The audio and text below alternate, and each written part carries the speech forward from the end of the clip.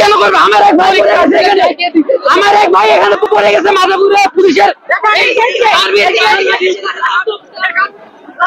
ভাই আমরা যাইতেছিলাম, আমাদের লাঠি চাষ করছে ভাই।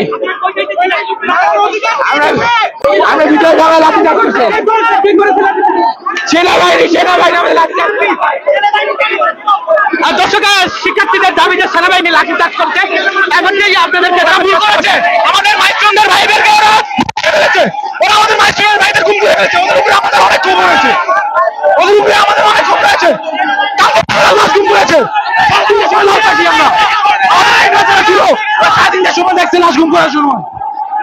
প্রমাণ না হলে যুক্ত হবেন, তাহলে প্রমাণ দেখবেন। এখন আপনারা এখানে কি করতে চেয়েছিলেন? আমরা চাই শিক্ষা অনুষ্ঠান চাই। কালকে আমাদের প্রমাণ দিতে রাখছে, আমাদের করে আমাদের এই শিক্ষা ভিতরে প্রবেশ করতে চেয়েছিলেন। আমরা এটাতে প্রবেশ করতে চাই না, আমরা এটার ভিতরে প্রবেশ করতে চাই না। আমাদের সুষ্ঠুভাবে নির্বাচন সুষ্ঠুভাবে চাই যে শিক্ষা ব্যবস্থা এখান থেকে পরিত্যাগ করুক, অন্য পরিবেশ আসুক। লাঠি চাষ করার কারণ নেই, এখানে আমরা সুষ্ঠুভাবে কথা বলতেছি। ওনারা শিক্ষামন্ত্রী প্রধানমন্ত্রী শিক্ষা উপদেষ্টাকে ওনারা আরেকভাবে পাঠানোর ব্যবস্থা করতেছে, তাই আমরা উত্তেজিত হয়ে গেছি। দাবিতে যে তাদের আন্দোলন, সেই আন্দোলনের বর্তমান পরিস্থিতি। আর্মি কেন গায়ে হাত দিবে? আর্মি কেন গায়ে হাত দিবে?